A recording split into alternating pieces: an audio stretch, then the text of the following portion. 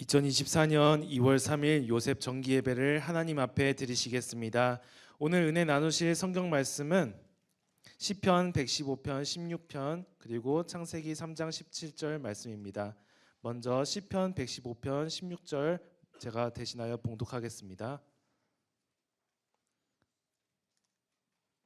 하늘은 여호와의 하늘이라도 땅은 인생에게 주셨도다. 창세기 3장 17절 봉독하겠습니다. 아담에게 이르시되 내가 내 아내의 말을 듣고 내가 너더러 먹지 말라 한 나무 실과를 먹었은즉 땅은 너로 인하여 저주를 받고 너는 종신토록 수고하여야 그 소산을 먹으리라.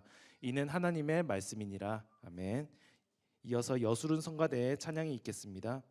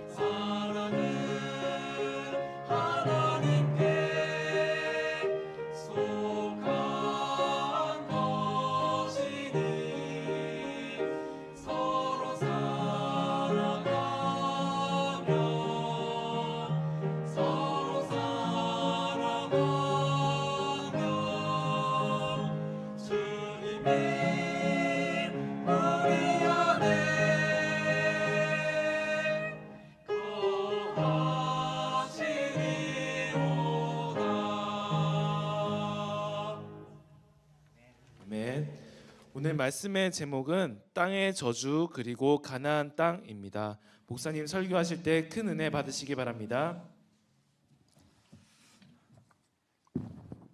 네, 감사합니다.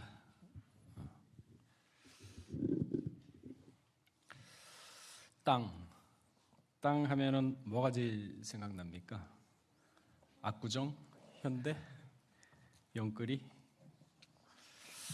그러나 오늘은 이러한 자세의 개념에서 약간 벗어나 본질적인 차원에서 땅의 의미를 한번 생각해 보도록 하겠습니다. 땅 하면은 육적인 의미도 있겠지만은 영적인 의미도 혼재해 있습니다.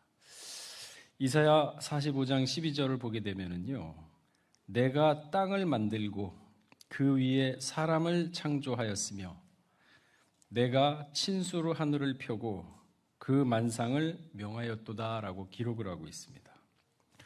이어서 18절에 보게 되면은요, 여호와는 하늘을 창조하신 하나님이시여 땅도 조성하시고 경고케 하시되 헛되이 창조치 아니하시고 사람으로 거하게 지으신 자신이라. 그 말씀에 나는 여호와라 나 외에 다른 이가 없느니라. 참고로 이사야 42장 5절과 44장 24절, 예레미야 51장 15절, 스가랴 12장 1절도 역시 땅에 대해서 하나님께서 말씀하신 구절들입니다. 그 중에 에레미야 51장 15절을 보게 되면 여호와께서 그 권능으로 땅을 지으셨고 그 지혜로 세계를 세우셨으며 그 명철로 하늘 문을 펼쳤다라고 기록을 하고 있습니다. 지금까지 쭉 말씀을 드렸던 구절을 종합해 보게 되면요, 땅이란 본래 하나님께서 창조를 하시고 하나님의 형상대로 지음을 받은 인간들로 하여금 거하게 하신 공간이라는 것을 알 수가 있습니다. 하나님의 형상대로 지음을 받은 자가 거하는 공간이 바로 성경에서 얘기하는 땅인 것입니다. 하나님의 형상을 잃어버린 자는 그 땅에 거할 자격이 없다는 것이 바로 땅에 대한 성경의 개념인 것이죠. 맞습니다. 에덴 동산에서의 아담과 하와의 타락은 사람뿐만 아니라 땅도 저주를 받았습니다.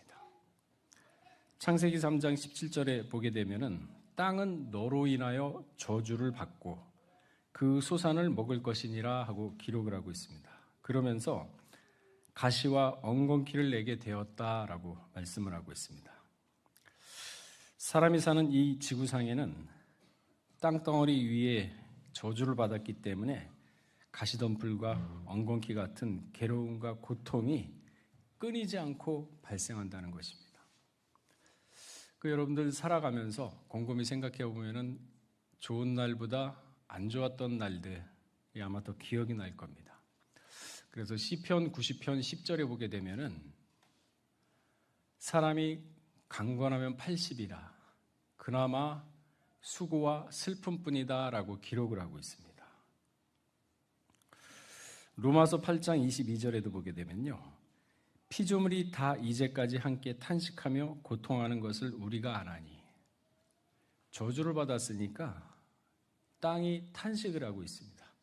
근데 우리 눈에는 보이질 않죠. 탄식을 하는지 아니면 쉬고 있는지 아니면 나름대로 혼자 잘 놀고 있는지 안 보이거든요.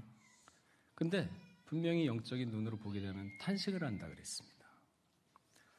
만물의 주인은 사람입니다. 이 만물의 주인이 타락을 하자 모든 피조물이 다 탄식을 하고 또한 땅도 고통을 받게 되었습니다. 그러면서 이 피조물이 하나님의 아들들이 나타난 것을 고대하고 있다. 아주 학수고대하고 있습니다. 지금 이 시간에도 우리가 지금 앉아있는 이 시간에도 피조물은 하루빨리 썩어짐의 종노릇에서 해방되어 하나님의 영광의 자리에 이를 것을 바라고 있다라고 기록을 하고 있습니다. 그러니까 사람이 타락했기 때문에 땅이 저주를 받았습니다. 땅이 다시 회복을 하기 위해서는 사람이 회복이 돼야 돼요. 왜? 하나님은 사람에게 모든 만물을 맡겼습니다. 땅을 주관하는 것은 사람입니다. 하나님이 맡겼기 때문에. 그래서 사람이 회복되지 않으면요, 만물이 회복되지 않습니다. 그럼 사람이 회복되려면 어떻게 해야 됩니까? 예수 그리스도죠. 예수님. 로마서 8장 21절에 피조물도 썩어짐의 종으로 탄재서 해방되어 하나님의 자녀들의 영광의 자유에 이르는 것이라 하고 기록을 하고 있습니다. 또한 창세기 23장에 보게 되면 여호와 하나님이 에덴 동산에서 그 사람을 내어 보내어 그의 근본된 토지를 갈게 하시니라 그랬습니다. 자, 분명히 아담을 내어 쫓았습니다. 그러면서 구름과 하얀금을 두고 못 들어오게 했죠. 그러면서 그의 근본된 토지를 갈게 하시니라. 땅이죠. 여기 쫓아내다, 그를 내어 쫓다, 쫓아내다는 히브리어로 가라시인데 이것은 내쫓다, 몰아내다라는 의미가 있습니다. 그러니까 하나님은 아담과 하와를 내쫓을 때 아주 단호하게 무섭게 몰아내친 겁니다. 그런 다음에 구름과 하얀검을 돌려서 못 들어오게 막은 거죠. 마지막 때는요, 이기는 자에게는 생명나무 앞으로 나아가는 자격을 주어진다고 계시록 2장 7절에는 기록을 하고 있죠. 계시록 22장 14절에도 기록하고 있습니다. 2장 7절에 보게 되면 귀 있는 자는 성령이 교회들에게 하시는 말씀을 들을지어다. 이기는 그에게는 내가 낙원에 있는 생명나무의 가시를 주어 먹게 하리라. 이기지 못하면 생명나무 못 가요. 회복이 안 되면 못 가지 않습니까? 계시록 22장 14절에도 그 두루마기를 빠는 자는 복이 있으니 이는 저희가 생명나무에 나아가며 문들을 통하여 손에 들어갈 권세를 얻으리라.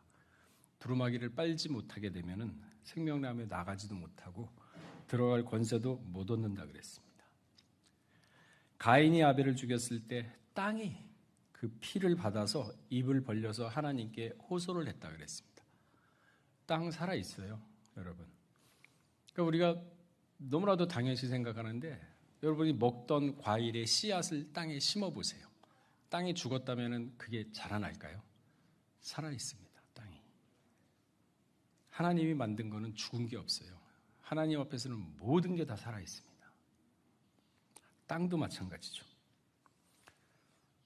근데 가인이 아벨을 죽였을 때 땅이 그 피를 받아서 하나님께 호소를 했는데 이 일로 가인은 땅으로부터 아주 심각한 저주를 받았습니다.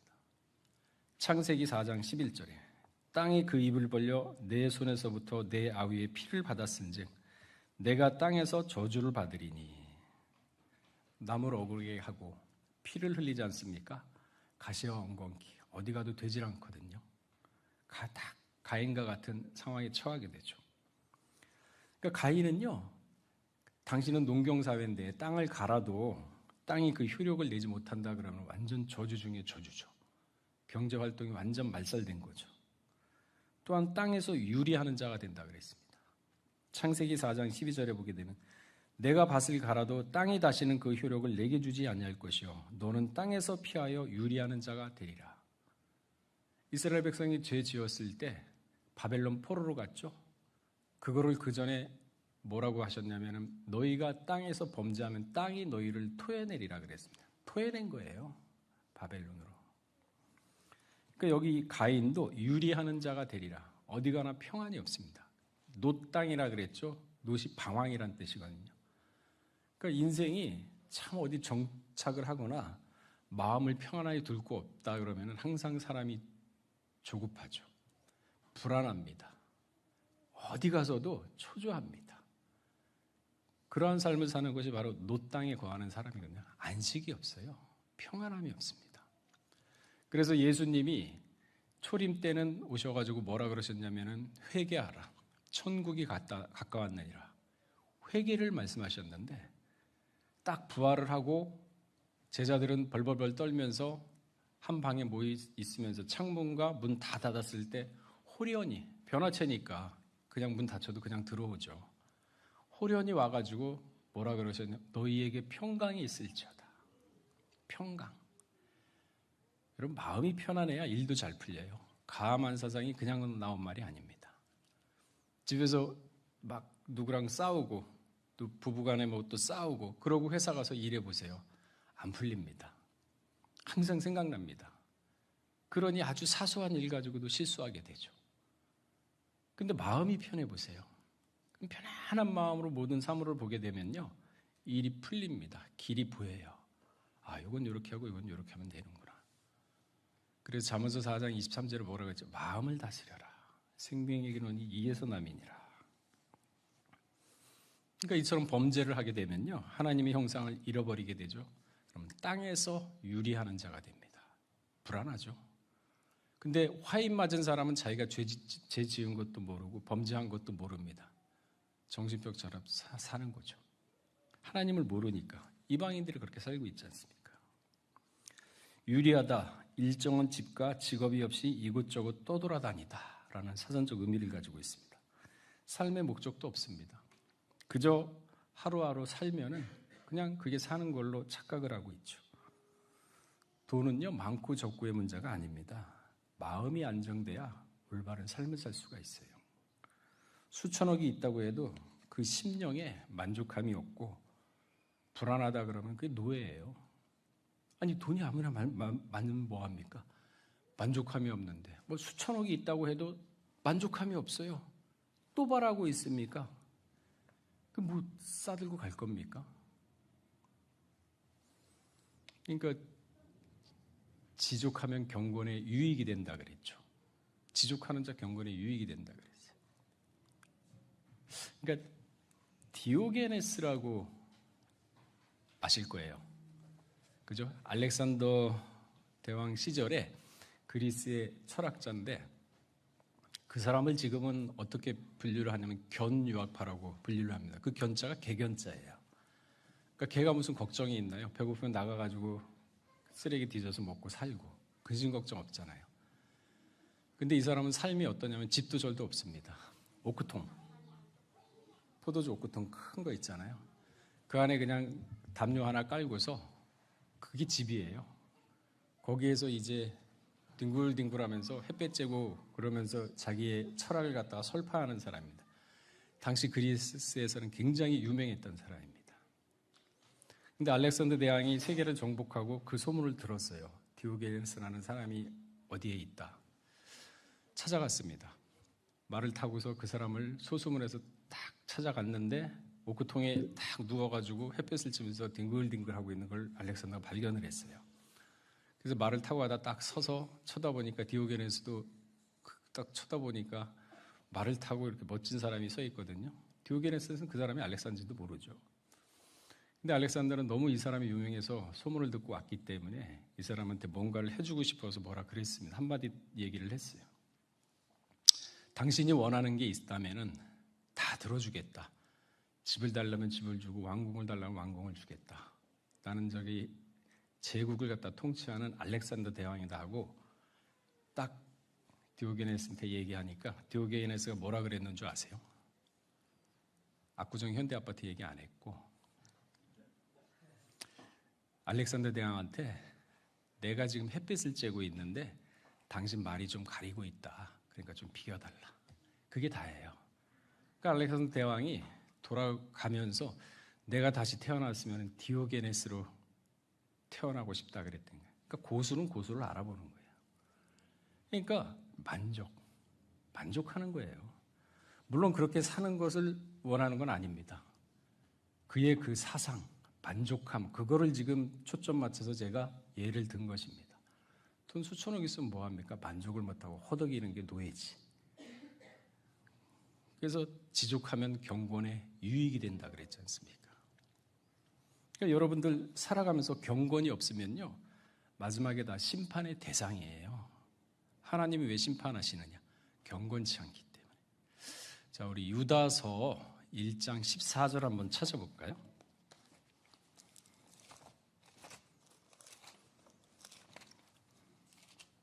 네, 14절부터 16절까지 한번 읽어보겠습니다. 자, 한 목소리로 14절 말씀 시작. 아담이 7세손 에녹 사람들에 대해서 예언하여 이르되 보라 주께서 그 수만의 거룩한 자와 함께 임하셨나니 이는 무사람을 심판하사 모든 경건치 않는 자의 경건치 않게 행한 모든 경건치 않은 일과 또 경건치 않는 죄인에 대해서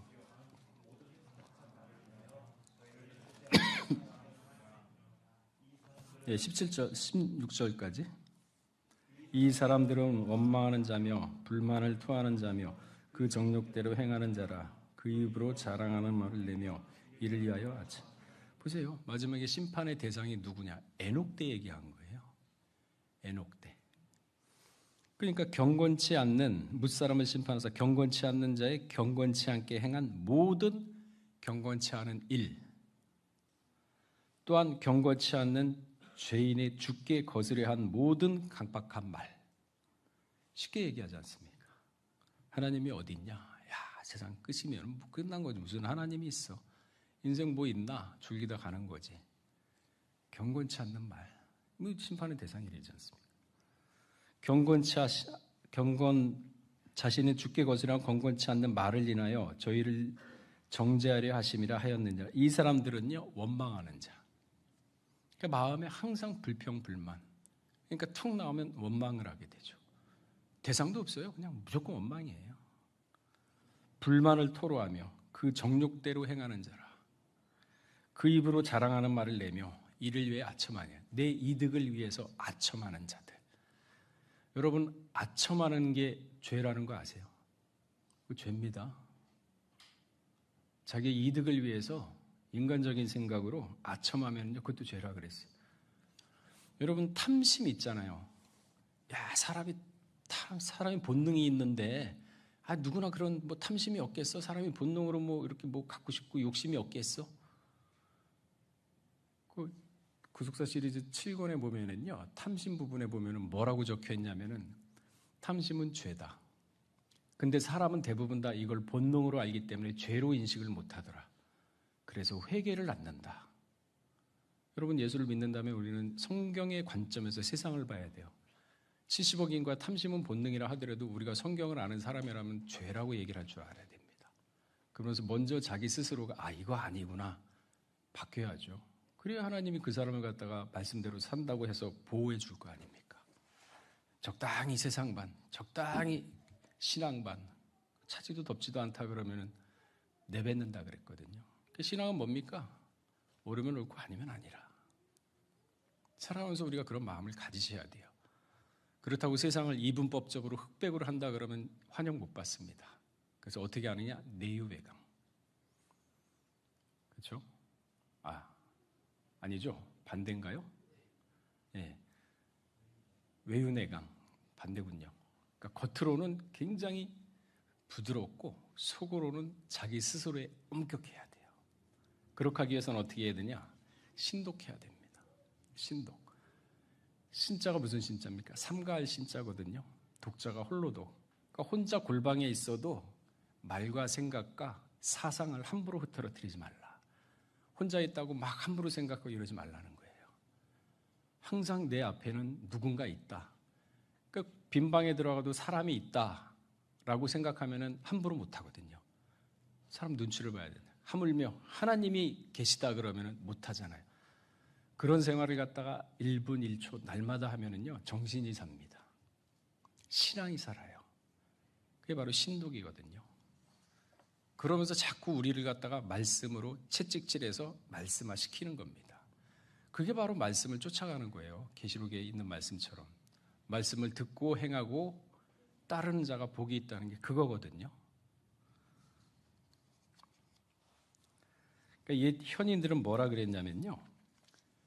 스스로 옳다고 생각하지 못하면 불황자도 무섭지만 돌아본 스스로가 옳다면 10,000,000명도 맞설 수 있다라고 했습니다. 이 신독을 하는 사람은요, 좌우로 치우치지 않습니다. 마음이 담대합니다. 왜? 하나님을 믿으니까. 마음이 담대해져요.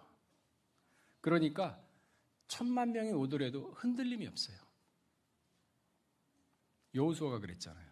자, 여호수아 우리 1장 7절 한번 찾아볼까요? 그러니까 우리 여호수아는 유일하게 갈렙과 200만 명 중에 유일하게 가나안에 들어간 사람인데 도대체 어떤 신앙을 가지고 있었는지 우리가 따라가야 될 거 아닙니까?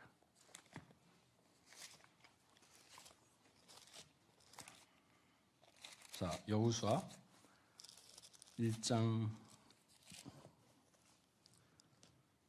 7절 한번 읽어보겠습니다. 다 한 목소리로 시작. 오직 너는 마음을 강하게 하고 극히 담대히 하여 나의 종 모세가 내게 명한 율법을 다 지켜 행하고 좌로나 우로나 치우치지 말라. 그리하면 어디로 가든지 여러분 일할 때 형통하고 잘 풀리고 싶잖아요. 그러니까 좌로나 말씀 보시고 좌로나 우로나 치우치지 말랍니다. 그러면 형통하대요. 그 형통하다 그러니까 진짜 아무 문제 없이 아무 장애 없이 모든 게 만사 형통으로 그 얘기가 아닙니다. 형통은요, 장애가 있고 벽이 가로막혀도 그 벽을 뚫고 나갈 수 있는 능력과 그러한 자질을 하나님이 주어주는 게 형통이에요. 그걸 헤쳐나가는 겁니다. 나갈 수 있는 용기와 힘이 또 하나님께서 주시는 거고, 그게 형통이에요. 그냥 아무 문제 없고 그게 아닙니다. 뭐라 그랬습니까? 내게 능력 주시는 자에서 내가 할 수 있다. 보이지 않는 하나님 믿고 가자는 거죠. 하나님 믿고 가자는데 무슨 돈이 드나요? 안 보이니까 다만 내 스스로가 못 믿을 뿐이지, 약해질 뿐이고 스스로가 축소될 뿐이지, 하나님이 축소되나요? 그러니까 배짱 있게 믿고 가자는 거죠, 신앙생활은. 그러니까 스스로 하는 일이 의롭다는 확신이 없으면요, 당연히 그 마음은 흔들릴 수밖에 없어요. 그러니까 이걸 아니까 하나님이 여호수아한테 야, 마음을 강하게 하라. 내가 너 강하게 해줄게 안 했어요. 네 스스로 강하게 해라. 극히 담대히 하라. 모세에게 말한 율법을 지키고 좌로나 우로나 치우치지 말라. 그러면 어디로 가든지 형통하리라. 아니 이게 믿는 사람의 마음 자세죠. 배짱 있게, 포부 있게, 마음 넓게. 이게 믿는 사람의 모습 아닙니까? 근데 왜 안 되느냐? 야고보 1장 8절 말씀처럼 두 마음을 품어서 모든 일에 정함이 없는 자로다. 그래서 될까? 안 될까? 항상 마음이 흔들려요. 정함이 없어요. 자, 마태복음 13장에 보면 땅에 대해 기록을 하고 있죠. 길바닥에 떨어진 땅, 새가 와서 그 씨를 먹고 결실치 못한다. 돌밭에 떨어진 땅, 그 씨앗은 흙이 깊지 않으므로 곧 말라 죽는다. 가시떨기 위에 떨어진 씨앗은 새싹이 자라다가 가시로 인해 기운을 막다 자라지 못해서 죽는다. 그런데 좋은 땅에는요 30배, 60배, 100배의 결실을 맺는다 그랬습니다. 땅은 마음이에요. 아까 아담 쫓아냈을 때 뭐라 그랬습니까? 그의 근본된 토지를 갈게 하시니라. 제가 서두에 땅은 육적인 면과 영적인 면이 함께 있다고 말씀을 드렸습니다. 창세기 2장 5절에 보게 되면요, 여호와 하나님이 땅에 비를 내리지 아니하셨고 경작할 사람도 없었으므로 들에는 초목이 아직 없었고 밭에는 채소가 나지 아니하였더라. 노아 시대 때도요, 온 땅이 폐괴하고 강포가 가득한 땅이었다라고 기록을 하고 있습니다. 창세기 6장 11절에 그 말씀이 있죠. 때에 온 땅이 하나님 앞에 폐괴하여 강포가 땅에 충만한지라. 사람의 마음도 땅이고 그 사람들이 딛고 살고 있는 그 바닥도 땅도 다 죄로 물들었답니다. 심판의 원인이에요. 심판의 원인. 하나님께서는 이처럼 죄악이 가득한 땅을 심판하십니다. 땅에 비를 내렸죠. 창세기 7장 4절에 홍수가 땅에 있을 때 7장 6절에 홍수가 땅에 덮이니, 그러니까 심판은 땅에다 하는 겁니다. 비가 땅에 쏟아졌더라. 7장 12절. 홍수가 땅에 40일을 있었더라. 창세기 7장 17절. 물이 더 많아져 땅에 창이라며. 창세기 7장 18절. 물이 151일 땅에 창이라였더라. 24절. 홍수 후에는요 어떻게 됐느냐? 노아의 후손종 니므릇이 시날 땅에 바벨탑을 쌓고 자신들의 이름을 내기 시작했더라.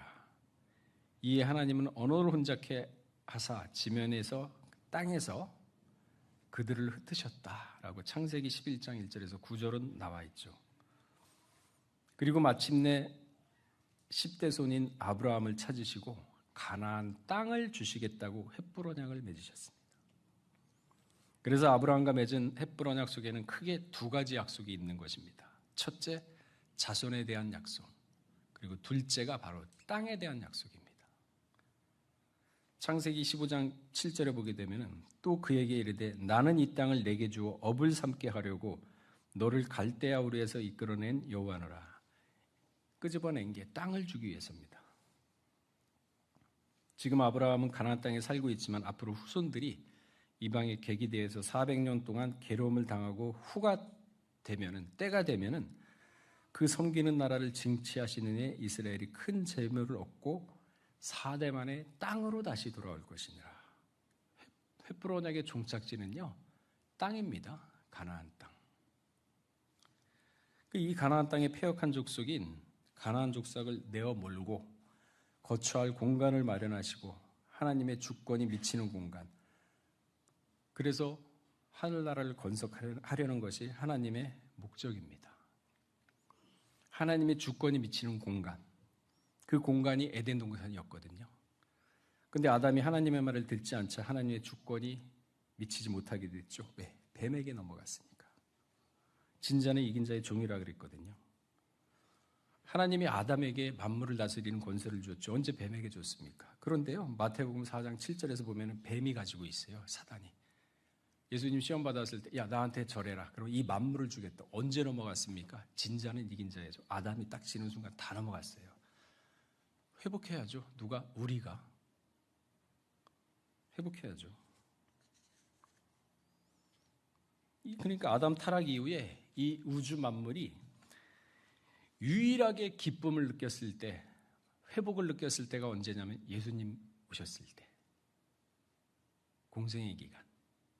그때 만물이 유일하게 기쁨을 느꼈습니다. 그러니까 예전에 그 말씀 참 많이 하시죠. 포도주를 마시면 예수님 마시면은 포도주가 예수님을 안다 그랬잖아요. 내가 예수님 안에 들어가서 기쁘게 해드리겠습니다. 만물이 주인을 아는 거예요. 유일하게 이 만물이 기뻤을 때가 그때입니다. 아벨의 피도 땅에 받게 되면 하나님께 보고를 하는데 그 예수님의 십자가의 피가 십자가로 흘렀죠. 그 골고다 땅을 적셨지 않습니까? 그 땅이 가만히 있겠어요? 감당하겠습니까? 보고하죠. 육신적으로 봐도요, 누가 그러더라고요. 골고다 피에 십자가에 흘러 땅에 골고다 이제 땅에 피가 이제 흘렀습니다. 그 골고다 피에 이렇게 딱 스며들었을 거 아닙니까? 비가 오잖아요. 그럼 그 땅에 있는 피가 씻겨 내려갈 거 아니에요. 개울을 통해서 강으로 통해서 어디로 갑니까? 바다로 가죠. 바다는 또 대류 현상에 의해서 비가 되죠. 예수님 피 안 맞은 사람 한 번도 없잖아요. 피 안 맞은 사람이 누가 있어요? 다 맞았잖아요. 육신으로 봐도 이건데 믿음으로 봐도 똑같죠. 창세기 15장 16절에 보게 되면 내 자손은 사대 만에 이 땅으로 돌아오니 이는 아모리 족속의 제약이 아직 관영치 아니함이러라. 가나안 땅은요, 천국의 상징인데 뭐가 있느냐? 죄악의 끝판왕인 아모리 족속이 있었어요. 그래서 아직 그 죄가 간영할 때까지 기다렸던 겁니다. 430년 동안. 그 뭐라 그랬어요? 천국은 침노하는 족가라 그랬죠. 또 예수님 뭐라 그랬습니까? 너희가 죄와 싸우되 피 흘리기까지는 안 싸웠다 그랬어요. 적당히 싸우다가 피했지 않습니까? 힘들고 어렵고 귀찮고 피하고 다 그렇게 우리가 살아왔잖아요. 에스겔 38장 11절에도 보기에는 이스라엘 백성을 세상 중앙에 거하는 백성이라 그랬어요. 그러니까 이스라엘 백성은 바로 이러한 사명을 망각하고 사는 겁니다. 그렇다면 우리 요셉 성교회는 세상을 변화시키고 어둠을 물리치고 빛과 의와 공도를 세우는 사명이 있다는 것을 각성을 이제는 하셔야 됩니다. 망각해서는 안 돼요. 그 제가 그러잖아요. 아유, 나 같은 게 뭐 그런 자격이나 돼? 뭐 그게 뭐 나 같은 게 무슨 어떻게 그렇게 할 수가 있어? 왜 스스로가 스스로를 그렇게 나약하게 생각하나요? 사람은 마음 먹은 대로 돼요. 교만하라는 얘기가 아니라 자부심을 갖고 이 세상에 대해서, 이 인류에 대해서 평강제일교회 교인이라면 이제는 책임감을 가지셔야 돼요. 예수님이 책임감을 가지니까 인류를 위해서 십자가에 못 박힐 수가 있었거든요.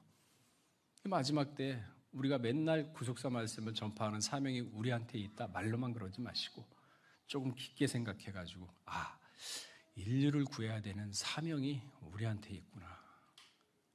좀 포부를 크게 가지세요. 좁게 가지 마시고. 포부를 크게 가지면요, 크게 보입니다. 좁게 가지면요, 좁게 보여요. 믿는 대로 돼요. 이왕이면 남자면은 크게 가지면 좋잖아요. 뭐가 돈 들어갑니까? 배짱이 있게. 그러면은요, 세상 보는 관점이 달라져요. 가치관이 달라져요. 내가 가야 될 길이 보입니다. 내가 당장 무엇을 해야 될지 알게 돼요. 그렇게 하면서 자기 인생을 개척하는 겁니다. 어떻게? 쳐가지고 하나님 말씀대로. 자, 말씀을 정리하겠습니다. 이제 요셉 성교회는 2024년도에는 새로운 삶, 옛 모습을 버리고 구습을 다 버리고 새로운 신앙의 모습으로 거듭나야 합니다. 예수 믿는 성도로서 하나님께서 이 땅을 간절히 고쳐주실 것을 어깨에 짊어지고 기도를 하셔야 됩니다. 역대하 7장 14절 말씀처럼 내 이름으로 일컫는 내 백성이 그 악한 길에서 떠나 스스로 겸비하고, 여러분들이 하나님의 일을 하겠다고 마음먹으면요, 하나님 그 마음 가운데 뭐를 심어주느냐? 악한 길을 떠나야겠다는 마음을 갖다가 자각을 시켜줘요. 그때 기회 놓치지 마세요. 자, 우리 역대하 7장 14절 한번 찾아보고 읽어보도록 하겠습니다. 그 말씀을 마치도록 하겠습니다.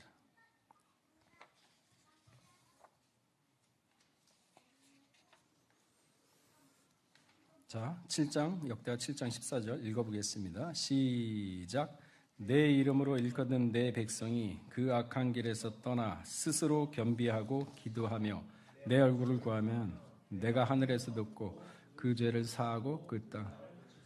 여러분들이 죄사하는 권세 있다는 거 성경이 얘기하잖아요. 이런 권세가 성도의 권세예요. 그런데 전부 다 우리가 지금 거지 왕자가 됐어. 신부는 왕자인데 전부 다 거지로 살다 보니까 거지로 알고 있어. 자각하세요. 스스로를 일깨우세요. 그 정도의 세상을 일깨우고 구원할 수 있는 책임감이 여러분 각자 어깨에 있습니다. 좀 포부를 크게 가지셔야 됩니다. 2024년도에는 좀 포부를 크게 가지시고 요셉 선교회가 진실로 세상을 구하는데 앞서겠다는 그러한 강한 믿음과 마음을 가지시고 승리하는 한 해가 되시기를 주의 이름으로 축원하겠습니다. 다 같이 기도하겠습니다. 사랑이 많으신 하나님 아버지, 참으로 이 땅은 하나님께서 하나님의 형상을 닮은 인간에게 주어졌다는 사실을 짧은 시간이나마 다시 한번 상고해 봤습니다. 그러나 이 땅에 거하기에 합당치 않고 하나님의 형상을 잃어버리고 죄를 짓는다면 그 땅은 반드시 그 사람을 토해낸다고 하였습니다.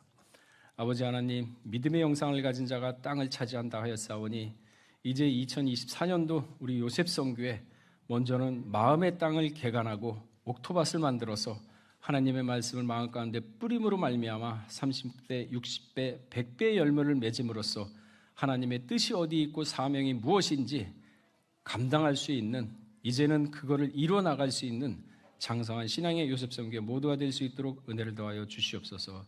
모든 말씀 빌고 나올 때 존귀하신 예수 그리스도 받들어 감사하며 기도 올렸사옵나이다. 아멘.